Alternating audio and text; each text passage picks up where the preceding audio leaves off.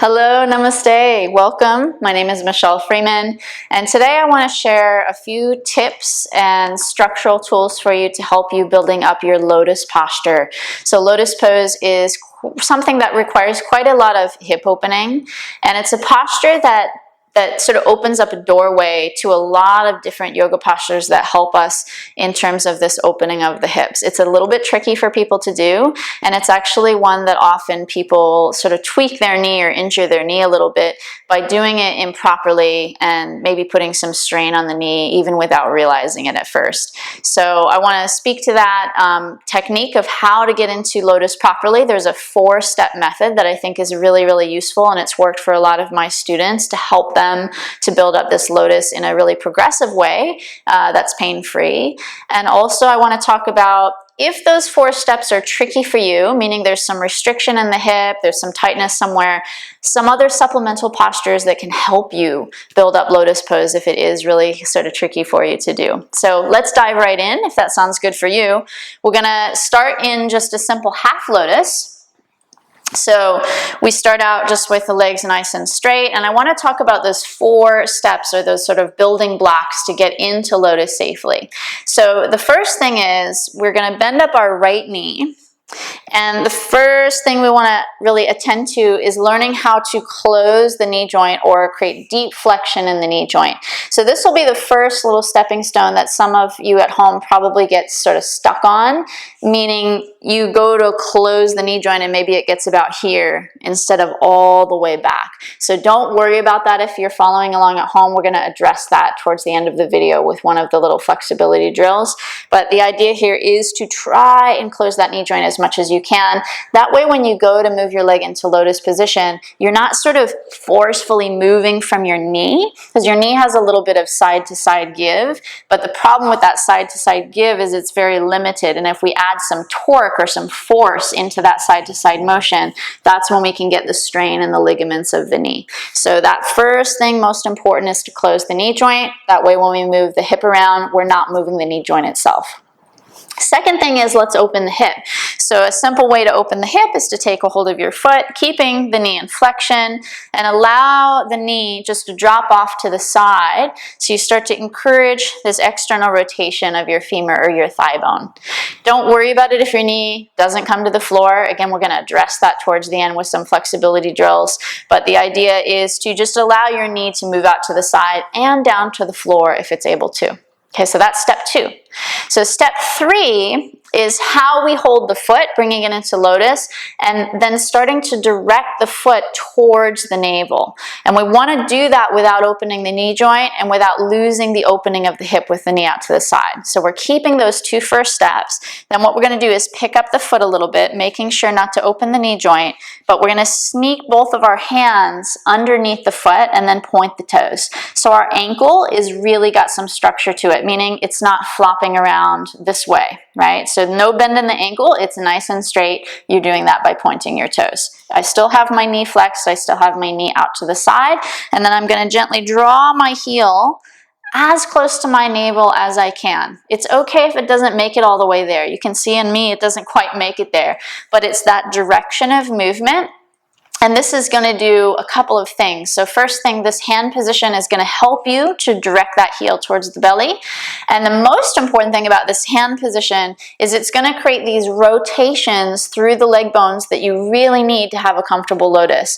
So this gets a little bit more technical, so just bear with me. Your tibia, the shin bone itself, needs to spiral away from the midline. So it needs to sort of spiral down and away towards the floor, whereas your femur, your thigh bone, is also rotating away from the midline, so it's spiraling down to the floor. When you hold your foot from underneath, you're encouraging that rotation in those bones. So that's also helping to create some space in your hip joint so you can start to not use your knee, but move from your hip. So that's very important as well. Okay, so that's step 3. We try and bring the heel towards the navel.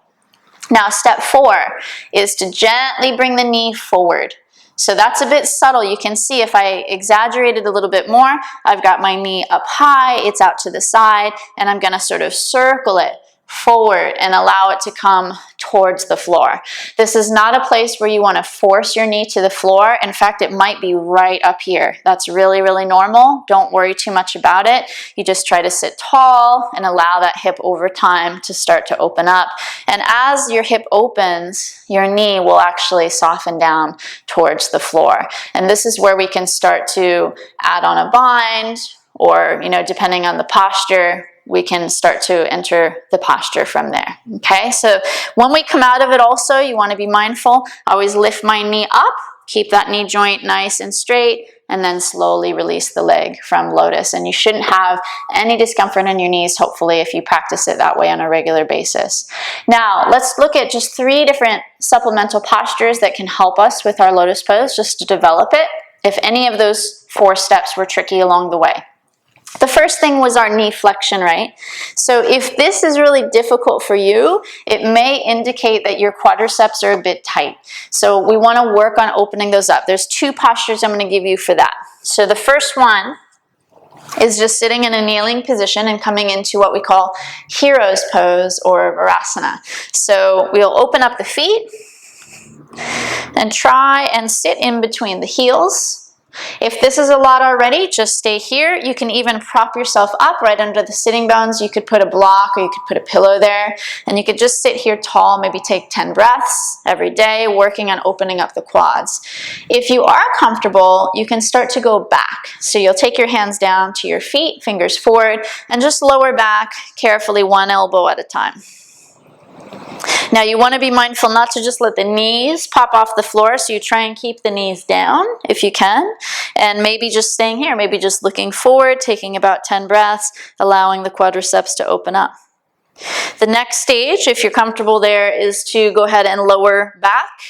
Again, you're trying not to let the knees pop off the floor, and to lower back, you just take the top of the head and then slide onto the back of the head and allow the shoulders to rest on the floor to go all the way back. And the next phase will be taking the arms overhead. So again, maybe you stay here 5 to 10 breaths, just letting the body start to open up. And to come out, we just take our hands to the ankles, press the elbows down into the floor, lift the head up, and then you just shift the hands by the toes and press all the way back up to come to a seat. Now, if that one was too strong for you, because it is a pretty strong, intense pose on its own, there's a modification you can do that's really quite nice, which is just doing 1 leg at a time. So you could, I'll show you the leg that's closest to you. You could fold just 1 leg back, allow that knee to move a little bit out to the side so you're a bit more, there's a little less stretch through the quad when that knee moves out, and then maybe you start to lower back from there. Okay, and this might be enough for you here, or again, you might lower all the way back down, and then you would go ahead and do the other side. Okay, so that's one thing that might help you with your Lotus Pose. The next thing is just addressing the actual opening of the hip, and there's actually quite a few postures that really specifically will open up our hips and our inner thighs for the Lotus position. But the number 1 pose I'm going to share with you is something called Janu Shashasana, which means head to knee pose. So I'll show you from the side. So this one's pretty simple. We start with the leg nice and straight. We're going to bend our right knee into that deep flexion as best we can. And then we'll let the knee move to the side and just place the sole of the foot firmly inside the opposite leg and allow that knee to move first to the side and then down towards the floor when the hip opens up and the knee is ready to go to the floor. Now, some of you might have that knee right up here. That's totally fine. Again, you're not going to force it down. You're just going to try to stay here, sit with a straight spine, breathe, and over time we'd look for that hip to open up and the knee to come closer to the floor. You can add on to this by reaching forward. So coming forward, either grabbing the ankle, or you might be interlacing the fingers around the foot and lengthening up, and then slowly folding forward. Now you want to be careful not to just round like this, so try not to just move from your back. Try to really focus on the hips. Probably less is more. You might just stay really elevated here. Take about 10 breaths on one side, and then you can go ahead and switch. Taking about 10 breaths on another side. Okay, if you're really, really comfortable with this position, you could take a bind so you can grab onto the opposite wrist, loop that around your foot, and gently fold forward. So hopefully those tips help you out a little bit with your lotus posture. It is a tricky one, but like I said, it really opens up this door to a whole universe sort of yoga postures that have amazing benefits. Some of them have to do just with that flexibility, that freedom in your hips. Some of the lotus position postures actually have to do with creating compression in your digestive organs as you fold over the lotus leg. So it's a beautiful world to explore, and you shouldn't have any pain when you're doing it. So let me know how you go. Please feel free to post a comment down below, and I love to hear from you guys. Thanks for watching. Namaste.